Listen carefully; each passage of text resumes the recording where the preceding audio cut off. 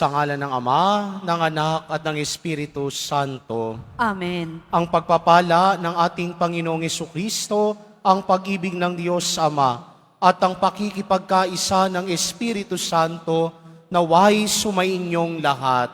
At sumayo rin. Mga minamahal kong kapatid, sa ikalawang linggo ng panahon ng Kwaresma, sa pagbabagong anyo ni Jesus ay minsan lamang naganap, subalit nagpapatuloy ito sa buhay na binabago ni Jesus. Sa tuktok ng bundok, nasilip ng tatlong alagad ang nagtatagong kaluwalhatian ni Jesus, naganap namang magbubunyag sa kanyang muling pagkabuhay. Bagamat isang kisap mata lamang ang karanasang ito, naging bukal ito ng panibagong tapang at lakas para sa mga alagad upang magpatuloy sila sa mahirap na landas ng krus ni Kristo at ng krus ng sarili nilang buhay. Upang tayo maging marapat gumanap sa banal na pagdiriwang, aminin natin at pagsisihan ang ating mga kasalanan. Inaamin ko sa makapangyarihang Diyos At sa inyo, mga kapatid, na lubha akong nagkasala sa isip, sa salita, sa gawa, at sa aking pagkukulang. Kaya isinasamo ko sa mahal na Birheng Maria, sa lahat ng mga anghel at mga banal, at sa inyo, mga kapatid, na ako'y ipanalangin sa Panginoong ating Diyos. Kawaan tayo ng makapangyarihang Diyos, patawarin tayo sa ating mga kasalanan, at patnubayan tayo sa buhay na walang hanggan. Amen. Panginoon,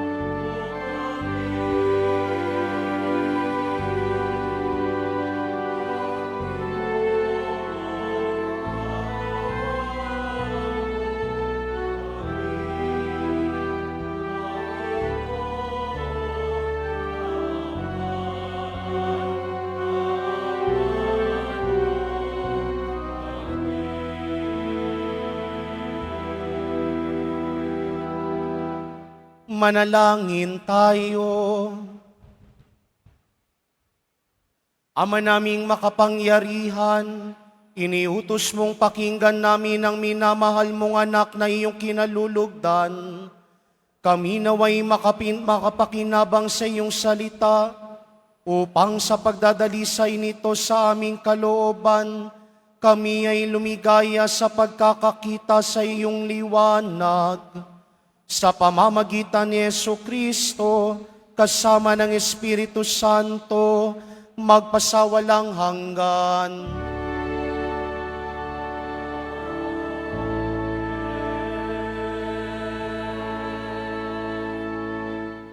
Pagsiupo muna ang lahat. Pagbasa mula sa aklat ng Henesis. Noong mga araw na iyon, inilabas ng Diyos si Abram at sinabi sa kanya, "Masdan mo ang mga bituin, mabibilang mo ba yan? Ganyan karami ang magiging anak mo at apo." Nanalig si Abram, at dahil dito'y kinalugdan siya ng Panginoon. Sinabi pa ng Panginoon kay Abram, "Ako ang kumuha sa iyo sa Ur ng Kaldeya upang ibigay sa iyo ang lupaing ito." Itinanong naman ni Abram, "Panginoon, aking Diyos. Paano ko malalamang ito'y magiging akin? Sinabi sa kanya, dalhan mo ako ng isang baka, isang kambing, at isang tupa. Bawat isa'y 3 taon ang gulang. Magdala ka rin ng isang kalapati at isang bato-bato. Dinala nga ni Abram ang lahat ng iyon at biniyak ang bawat isa maliban sa mga ibon. Inihanay niyang magkakatapat ang pinaghating hayop.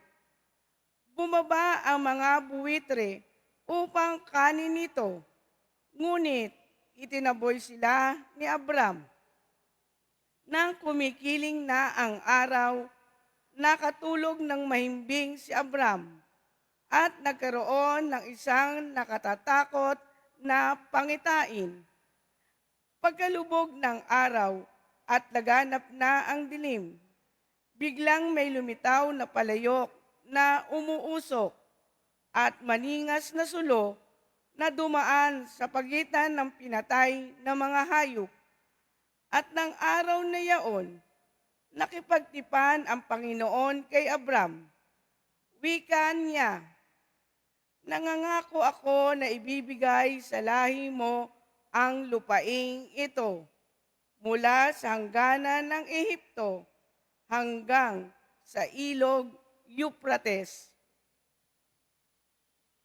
Ang salita ng Diyos. Salamat sa Diyos. Panginooy aking tanglaw, siya'y aking kaligtasan. Panginooy aking tanglaw, siya'y aking kaligtasan. Tanglaw ko'y ang poon, aking kaligtasan. Kaya walang takot ako kanino man sa mga panganib na kanyang iingatan. Kaya naman ako'y walang agam-agam.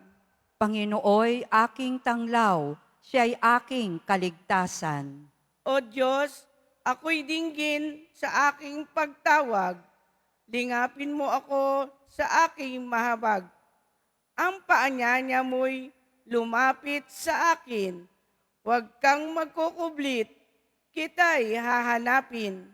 Panginooy aking tanglaw, siya'y aking kaligtasan. Huwag kang magagalit, huwag mong itatakwil. Akong katulong mo at iyong alipin. Tagapagligtas ko, huwag akong lisanin. Panginooy aking tanglaw, siya'y aking kaligtasan. Ako'y nananalig na bago mamatay, masasaksihan ko ang iyong kabutihan na igagawad mo sa mga hinirang. Sa Panginoong Diyos, tayo'y magtiwala. Ito'y patatagin ang paniniwala. Tayo'y umasa sa kanyang kalinga. Panginooy aking tanglaw, siya'y aking kaligtasan.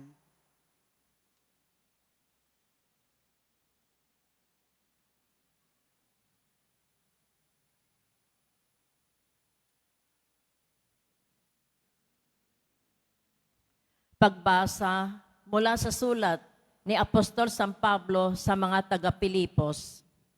Mga kapatid, magkaisa kayong tumulad sa halimbawang ipinakita ko sa inyo. Kami ang gawin ninyong huwaran. Masdan ninyo ang lahat ng sumusunod sa mga halimbawang ito. Tulad ng malipit kong sabihin sa inyo, at ngayoy luhaang inuulit ko, marami ang namumuhay bilang mga kaaway ng krus ni Kristo.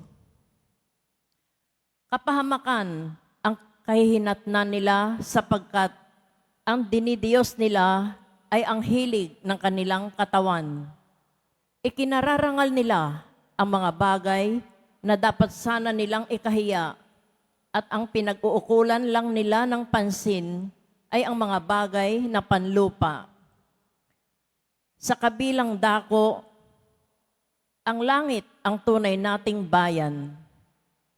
Mula rooy, hinihintay nating may pananabik ang Panginoong Heso Kristo, ang ating tagapagligtas.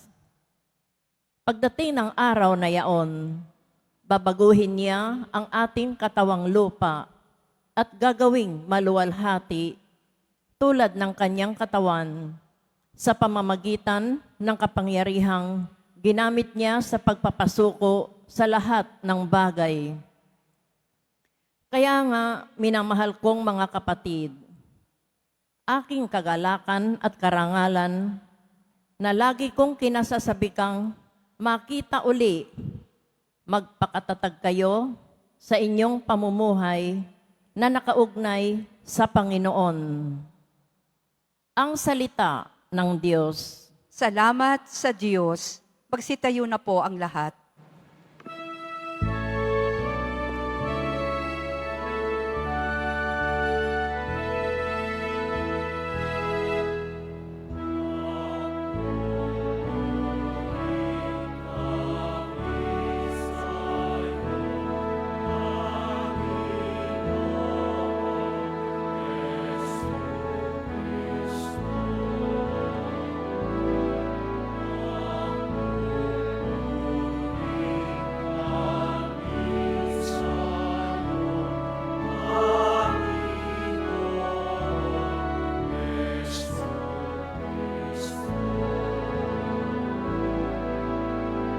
Sa ulap na maliwanag, ito ang siyaya.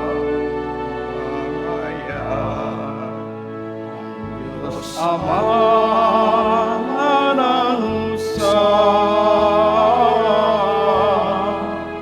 ito ang mahal kong anak. Lugod kong dinggin ang lahat.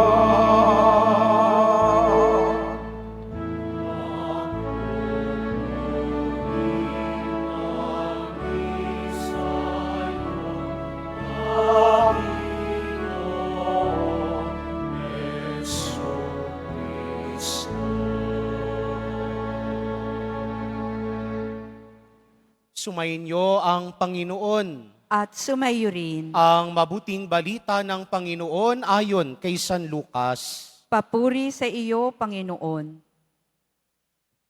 Noong panahong iyon, umakyat si Jesus sa bundok upang manalangin.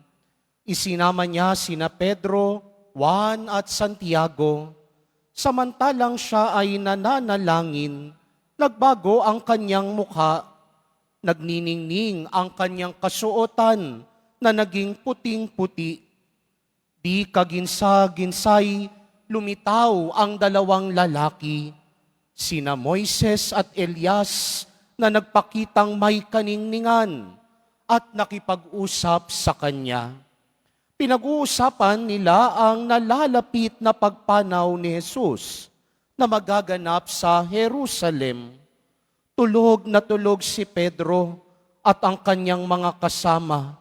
Ngunit sila'y biglang nagising at nakita nila si Jesus na nagniningning at ang dalawang lalaking nakatayo sa tabi niya. Nang papaalis na sa tabi ni Jesus ang mga lalaki, sinabi ni Pedro, "Guro, mabuti pa ay dumito na ho tayo. Gagawa ho kami ng 3 kubol, isa sa inyo, isa kay Moises, at isa kay Elias." Ang totoo'y hindi niya nalalaman ang kanyang sinasabi, dahil nagsasalita pa siya nang matakpan sila ng isang ulap at sila'y natakot. At may isang tinig mula sa alapaap na nagsabi, "Ito ang aking anak, ang aking hinirang. Siya ang inyong pakinggan."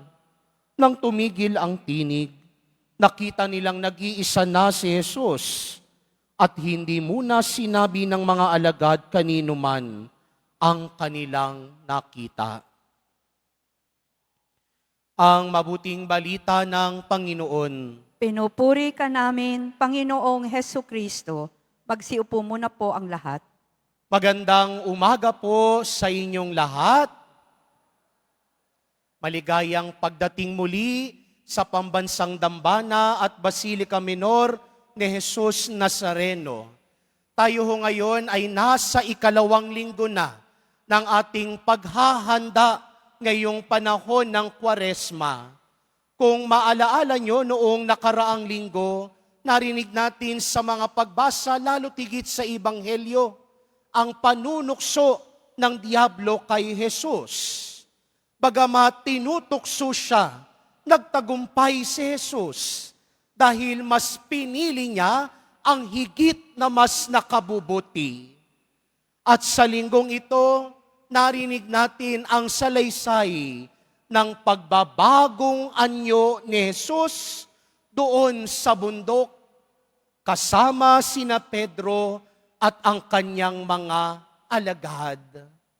Pero ano ba ang saysay? Ano ba ang dahilan? Bakit nagbagong anyo si Jesus? Bakit nagningning ang kanyang mukha? Bakit naging puting-puti ang kanyang kasuotan? Dahil alam ni Jesus na kailangan niyang palakasin at patatagin ang pananampalataya ni na Pedro at ng mga alagad pagdating nila sa Jerusalem. It was an anticipation of His glorified body when He will rose from the dead. Kaya nga, yung ginamit na imahe dito, puting-puting mukha at puting-puting kasuotan. Yan ang kaningningan ni Jesus pagkatapos ng kanyang pagpapakasakit, kamatayan sa krus. Ibig sabihin, dito pa lang, ipinapakita na ni Jesus na hindi lahat matatapos sa krus. Hindi lahat kahirapan. Hindi lahat sakit. Bagkus sa bawat dulo ng pagpapakasakit, paghihirap at kamatayan, sisibol ang liwanag ng muling pagkabuhay. Pero sabi sa Ebanghelyo, hindi nauunawaan ni Pedro ang pagbabagong anyo ni Jesus. Bagkus, kailangan ng pananampalataya para maunawaan at makita ang saysay ng mga pagpapakasakit at muling pagkabuhay ni Jesus. Because faith makes us see what eyes cannot see, what ears cannot hear, and what our hands cannot touch.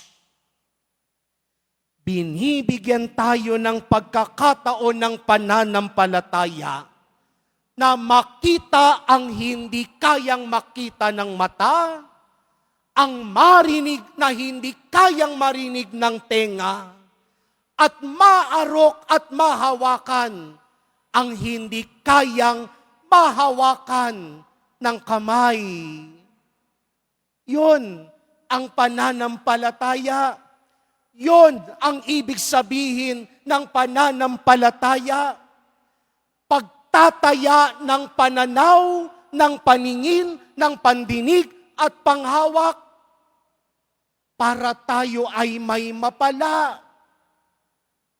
Ang pananampalataya ay pagtataya ng pananaw para tayo ay may mapala.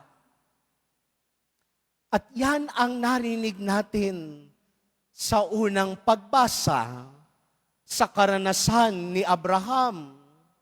Sinabi ng Panginoon kay Abraham, Abraham, umalis ka dyan sa Ur at puntahan mo ang lupang ipinangako ko sa iyo.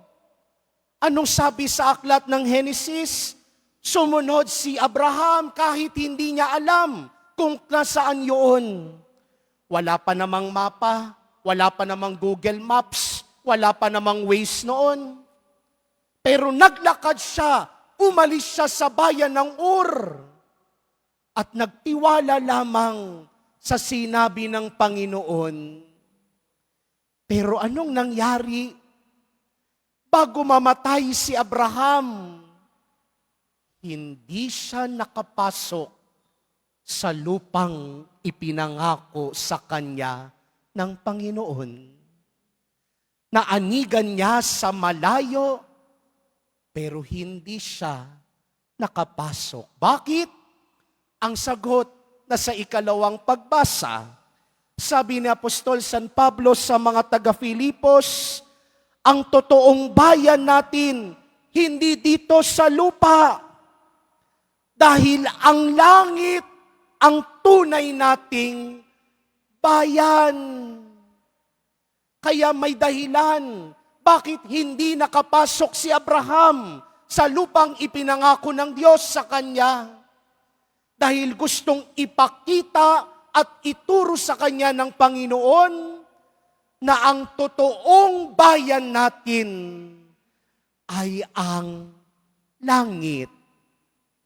Kaya nga sabi ni San Pablo sa kanyang sulat sa mga taga-Filipos, babaguhin ng Panginoon ang ating katawang lupa at gagawing maluwalhati tulad ng kanyang katawan. At saan nangyari ang sinabi ni San Pablo? Doon sa bundok kung saan nagbagong anyo si Jesus.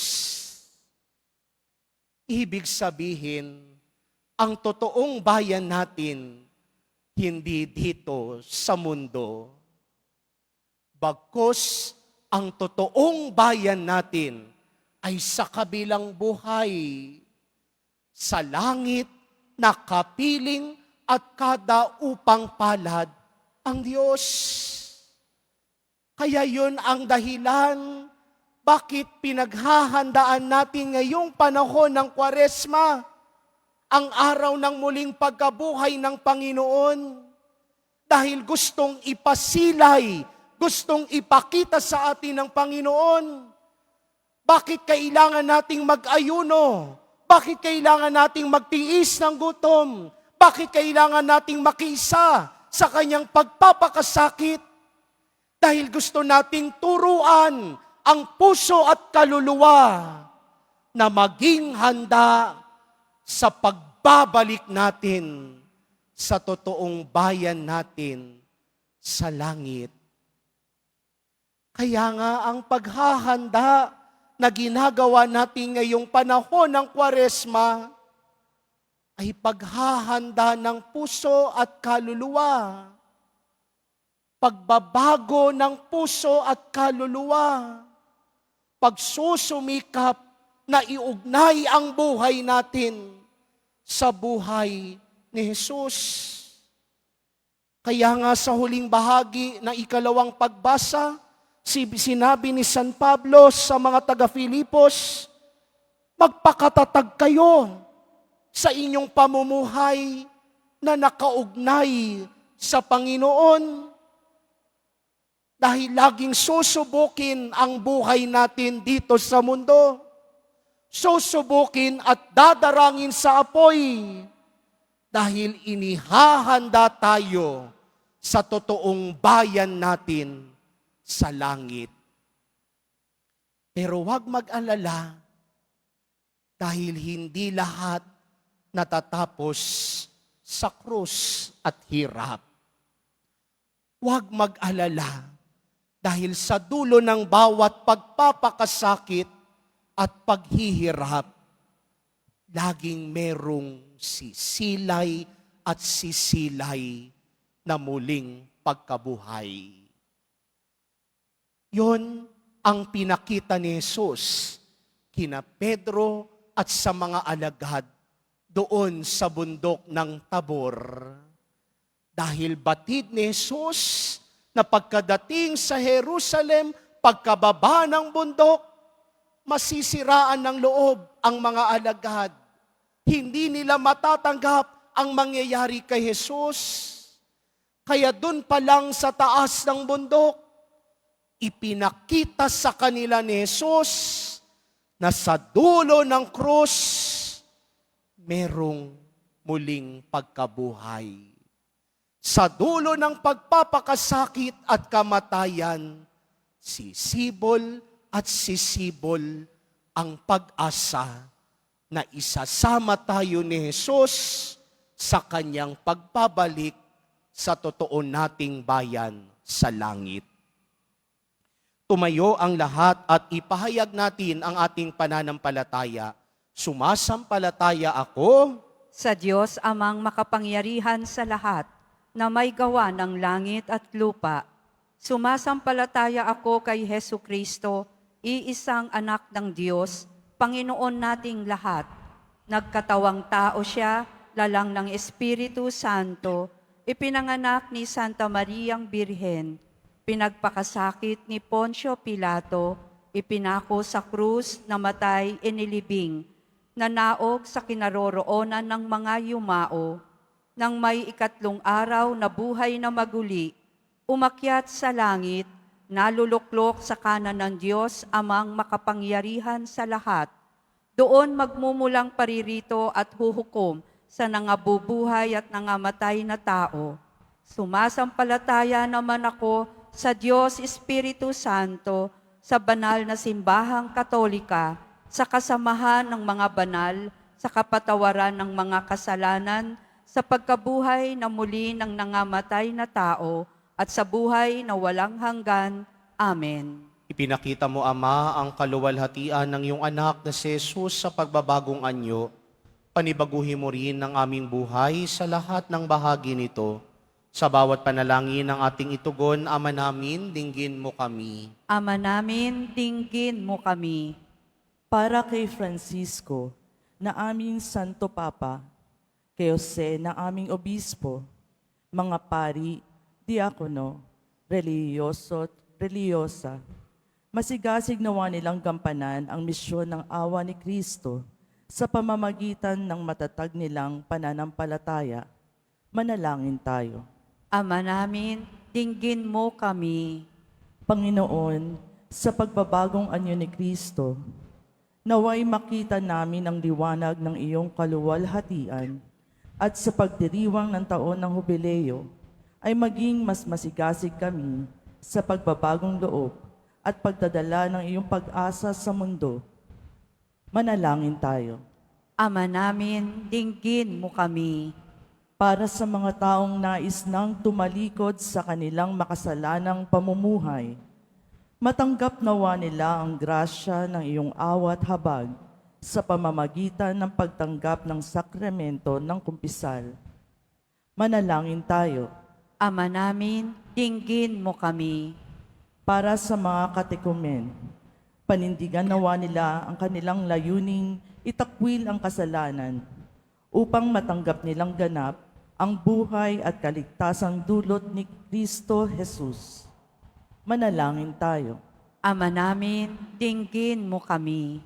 Para sa mga yumao, sa pamamagitan ng kanilang pananampalataya sa iyo, Panginoon, makasapit nawa sila sa buhay na ipinangako mo sa kanila noong sila ibinyagan. Manalangin tayo.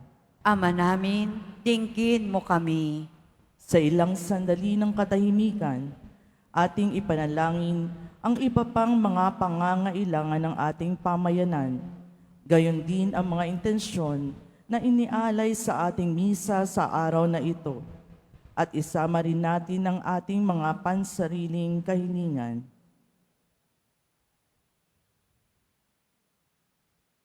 Manalangin tayo. Ama namin, dinggin mo kami.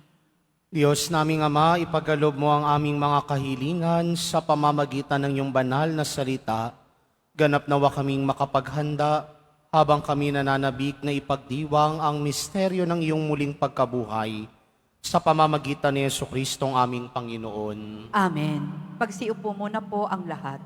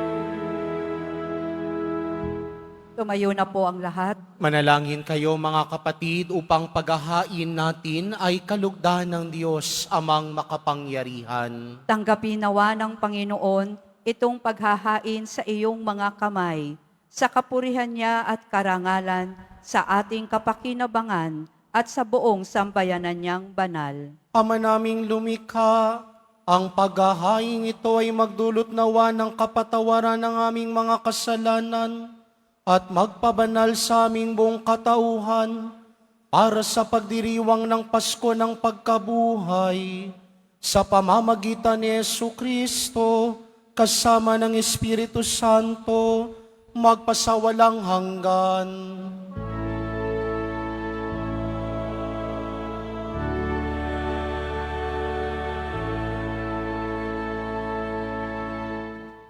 Sumayin niyo ang Panginoon. At sumayo rin. Itaas sa Diyos ang inyong puso at diwa. Itinaas na namin sa Panginoon. Pasalamatan natin ang Panginoong ating Diyos. Marapat na siya ay pasalamatan. Ama naming makapangyarihan, tunay ngang marapat na ikaw ay aming pasalamatan sa pamamagitan ni Jesucristo na aming Panginoon, nang maipagtapat niya sa mga alagad na siya ay laang mamamatay para sa lahat, sa kanila'y kanyang ipinamalas ang kanyang sariling puspos ng liwanag.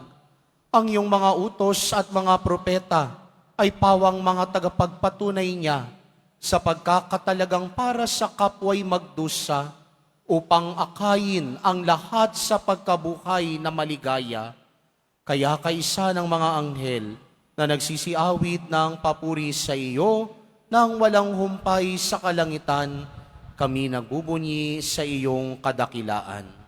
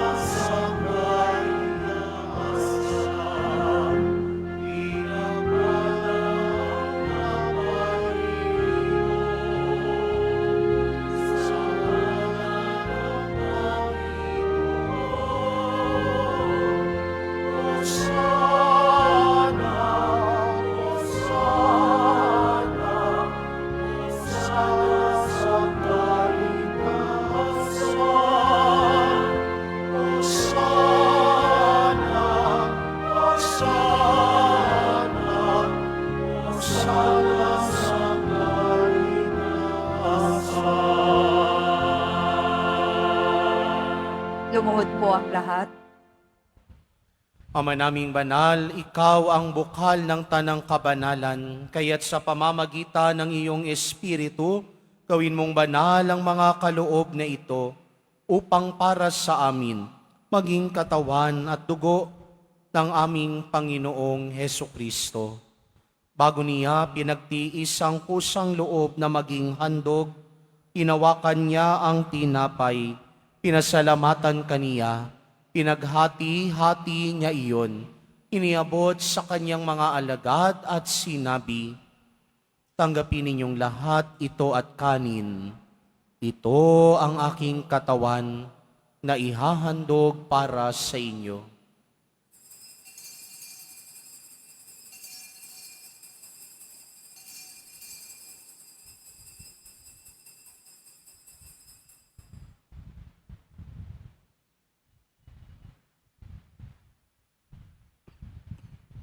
Gayun din naman noong matapos ang hapunan, inawakan niya ang kalis.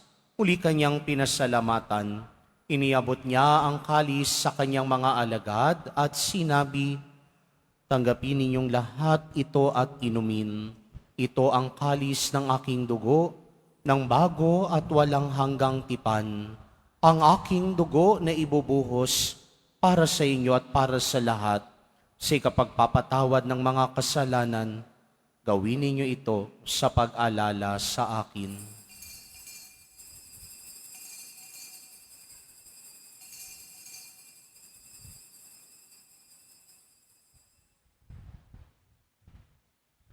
Tumayo na po ang lahat. Ipagbunyi natin ang misteryo ng pananampalataya. Si Kristo'y namatay, si Kristo'y nabuhay, si Kristo'y babalik sa wakas ng panahon. Ama, ginagawa namin ngayon ang pag-alala sa pagkamatay at muling pagkabuhay ng iyong anak, kaya't iniaalay namin sa iyo ang tinapay na nagbibigay buhay at ang kalis na nagkakaloob ng kaligtasan. Kami nagpapasalamat dahil kami iyong minarapat na tumayo sa harap mo para maglingkod sa iyo. Isinasamo namin kaming magsasalo-salo sa katawan at dugo ni Kristo ay mabuklod sa pagkakaisa sa pamamagitan ng Espiritu Santo. Ama, lingapin mo po ang iyong simbahang laganap sa buong daigdig. Puspusin mo kami sa pag-ibig, kaysa ni Francisco na aming Papa, at ni Jose na aming Obispo at ng Tanang Kaparian. Alalahanin mo rin ang mga kapatid naming nahimlay, na may pag-asang sila'y muling mabubuhay, gayon din ang lahat ng mga pumanaw.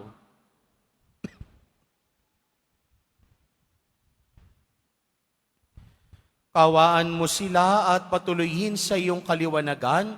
Kawaan mo at pagindapatin kaming lahat na makasalo sa iyong buhay na walang wakas, kaysa ng mahal na Birheng Maria na Ina ng Diyos, ng kabiyak ng puso niyang si San Jose, kaysa ng mga apostol ni San Juan Bautista at ng lahat ng mga banal na namuhay dito sa daigdig ng kalugod-lugod sa iyo, maipagdiwang nawa namin ang pagpupuri sa ikararangal mo sa pamamagitan ng iyong anak na aming Panginoong Hesukristo.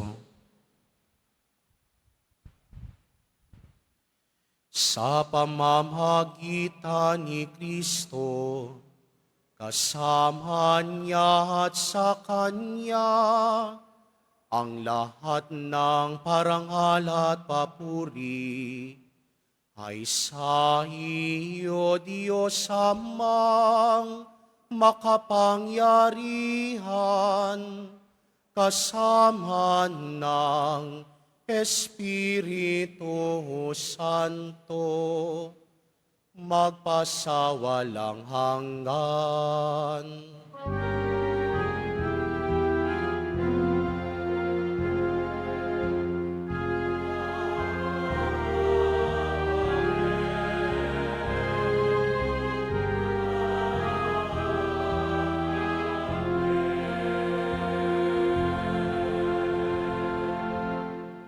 Sa tagubili naman nakagagaling na utos at turo ni Jesus na Panginoon natin at Diyos, ipahayag natin ng lakas loob.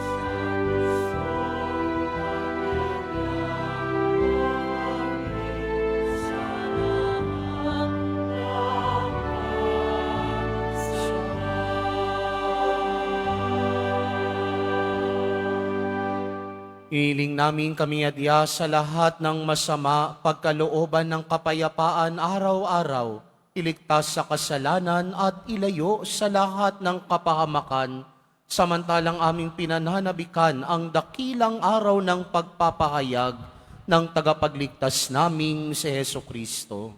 Sapagkat iyo ang kaharian at ang kapangyarihan at ang kapurihan magpakailanman. Amen. Panginoong Heso Kristo, sinabi mo sa iyong mga apostol, kapayapaan ang iniiwan ko sa inyo. Ang aking kapayapaan ang ibinibigay ko sa inyo. Tunghayan mo ang aming pananampalataya at huwag ang aming pagkakasala. Pagkalooban mo kami ng kapayapaan at pagkakaisa ayon sa iyong kalooban, kasama ng Espiritu Santo, magpasawalang hanggan. Amen. Ang kapayapaan ng Panginoon ay laging sumainyo. At sumayo rin. Magbigayan kayo ng kapayapaan sa isa't isa.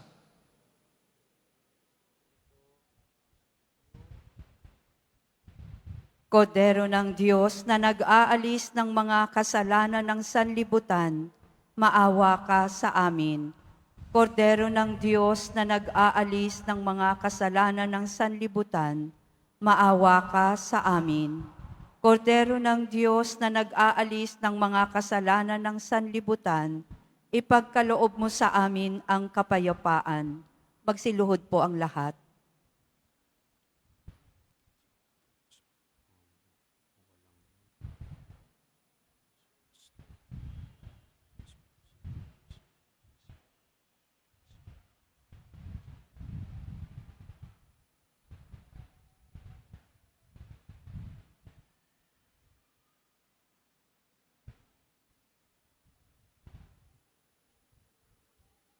Ito si Jesus, ang kordero ng Diyos, na nag-aalis ng mga kasalanan ng sanlibutan. Mapapalad ang mga inaanyayahan sa kanyang piging. Panginoon, hindi ako karapat-dapat na magpatuloy sa iyo, ngunit sa isang salita mo lamang ay gagaling na ako.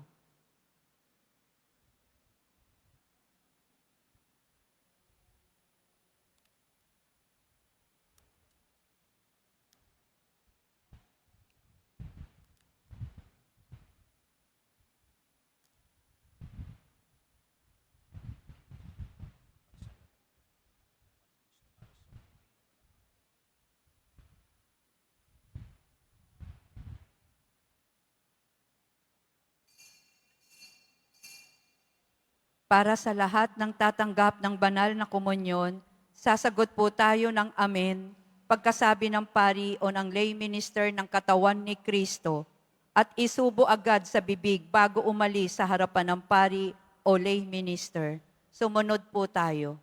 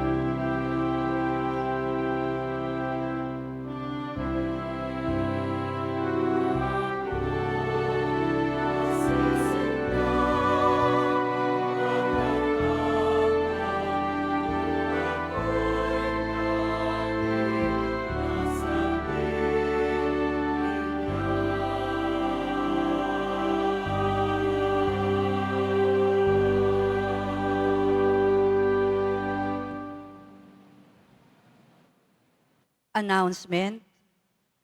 Ang The Nazarene Catholic School, ang paaralan ng Basilica Menor at Pambansang Dambana ni Jesus Nazareno, ay tumatanggap na ng mag-aaral mula sa preschool hanggang senior high school para sa school year 2025-2026.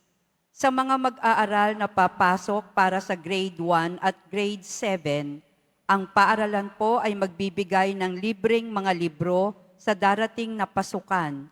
Mayroon din pong academic discount sa mga mag-aaral na kabilang sa top 10 na papasok ng grade 1 at grade 7. May matatanggap na 13,000 ESC subsidy ang mga grade 7 na patuloy na matatanggap hanggang sa sila ay makarating ng grade 10.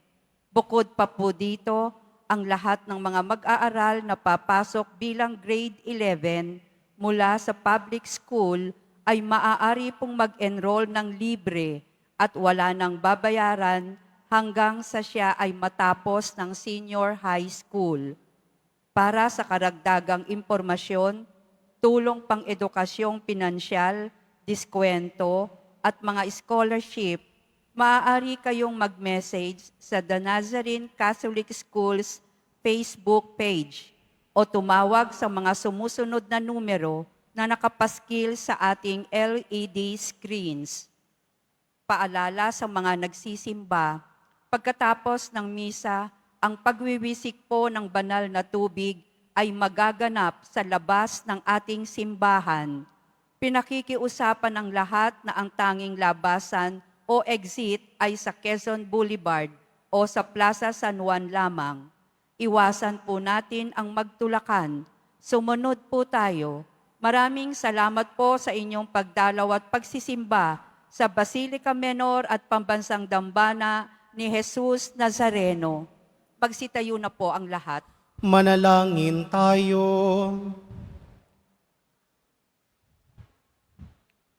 Ama naming mapagmahal, kaming pinapakinabang mo sa dakilang pagliliwanag sa bagong anyo ng iyong anak, ay tumatanaw ng utang na loob sa iyo, sapagkat kahit ngayon pa man sa lupang ibabaw, pinapagsasalo mo na kami sa kariktan ng kalangitan, sa pamamagitan ni Jesucristo, kasama ng Espiritu Santo, magpasawalang hanggan.